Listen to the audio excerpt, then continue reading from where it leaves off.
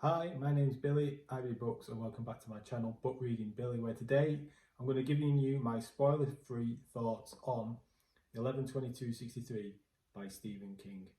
Now, this is the fifth book of King's that I've read, and the reason for reading it was because I've not had a five-star read for quite some time. And from the Stephen King books I've read previously, and from some of the research I've done, a lot of people said that this is one of his best books. Now, as you can see, it's a decent size. It's about 700 pages long. It's got a good flop on it, which is always good. And yeah, I was hoping this was going to be a five-star read. I was reading it on holiday, so I had no distractions, and I was thinking, what's there not to like? It's Stephen King, it's JFK, it's about time travel. It's going to be a five-star read, isn't it? So anyway, before I get into what this book's about, I just need to let you know a little bit about my history with Stephen King, because this is relevant to how the video and how my thoughts developed as I was reading it. So before this, I'd read It, Under the Dome, Revival, Cujo, and now 11/22/63. And some of those books were okay. So Under the Dome was okay, I enjoyed it. Revival was okay, I enjoyed it. It was good. Cujo, didn't really like. So I'd say it's safe to say I got a bit of a mixed bag really with those books I chose to read. Some of those books were quite long. So Under the Dome is about the same size as that. It is even bigger, and Revival and Cujo were shorter. So again, a decent mix of books. Now, as I say, that is a bit relevant to what I will talk about later in this video. So in terms of the plot for 11/22/63, we follow our main character called Jake Epping. It's set in 2011 in a place called Lisbon Falls in Maine. And Jake is a teacher. He's recently divorced. He's kind of just drifting along through his life with no real purpose as such. He's a bit of an emotionless kind of guy. And as you do, you get talking to people in the place that you live. And this person just happens to have a portal in time in the basement of his business premises. Don't ask me why, but he just does. And that portal in time takes the person who goes through back to, I believe it's 1959, to that exact same place. So, for example, if there was that time portal was behind me there, I'd walk through that portal and I'd be where my kitchen's through there. So I'd go through that portal, and whatever was there in 1959 is where I'd end up. It doesn't transport you to somewhere different, to the exact same place. And no matter how long you spend there in the past, it's only 2 minutes in current day.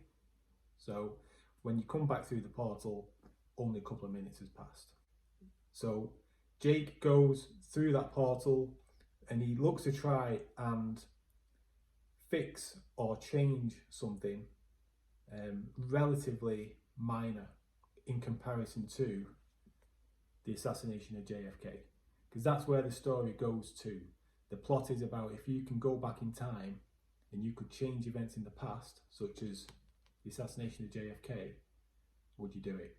So he goes back, he tries to change something relatively minor in the scale of an assassination of a president, of a world leader, to see if he can put that right and what changes that has in the present day. And then obviously the story then progresses on in relation to JFK himself and looking to try and change that. So I think in terms of reviewing this book, in terms of my thoughts on it, this book can ideally be broken down into thirds, because the first third of this book is fantastic. It's a five-star read. That first third, it asks loads of questions, it gives you answers which give you more questions on the back of that. The pace is really fast, really quick, really interesting, and it gets its hooks into you straight away. And as you're reading it, you're thinking, crikey, this is going to be good. This is going to be good. I was reading it and I was thinking, yeah, I've chosen the right book to read on this holiday, and this is going to be that five-star book that I've been wanting for such a long time. But unfortunately, in my opinion, the second third, the middle third of the book, it just hits the brakes, and as I was reading it, I was thinking that middle third of the book was a 2-star read. It just doesn't go anywhere. There was literally 100 to 120 pages of our main character, Jake Epping, just living his life in 1962, just going along doing things in 1962. And I'm thinking, this book is called 11/22/63. I know where we need to get to, and Jake Epping's just arsing around in 1962, and you know, it's all well and good, but can we get on with it, please? Because the first third was so fast, so not frenetic, but interesting and fast paced, and it's almost like literally the brakes have been hit and you come to a grinding halt. And I was not enjoying that at all. And as I said, I was on holiday, so I didn't have any distractions. I didn't have any like normal day-to-day commitments, didn't have work or anything like that. So what I was thinking in my mind was, if I was at home reading this, and I was only maybe able to read 25-30 pages a day, maybe over the course of 2 sittings because of other distractions and commitments, this would be a proper slog. This would have been hard work to get through. And even when I was on holiday, I was considering DNFing the book, because I was just thinking, when is this going to end?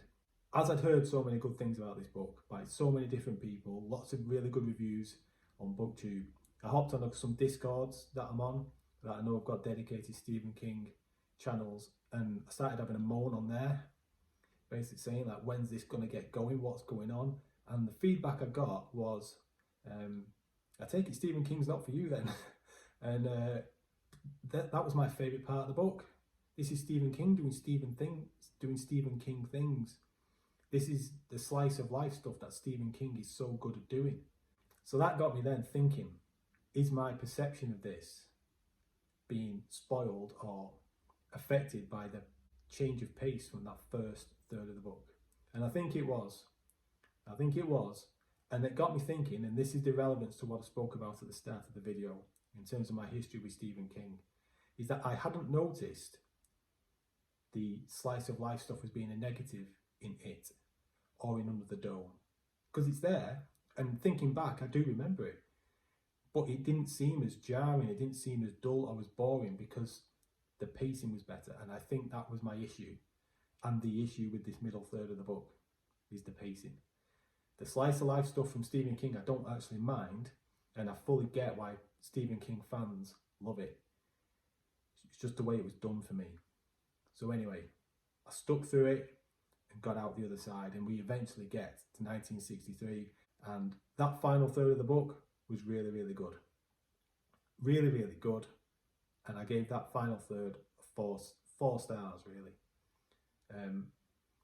The reason it was 4 stars and not 5 stars is because there was a decision made in terms of something that was going to make our main character's attempt to alter the course of history.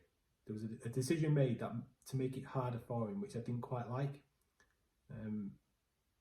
It just didn't, I don't know, it happened, and I was like, oh really? Could we not have done something else?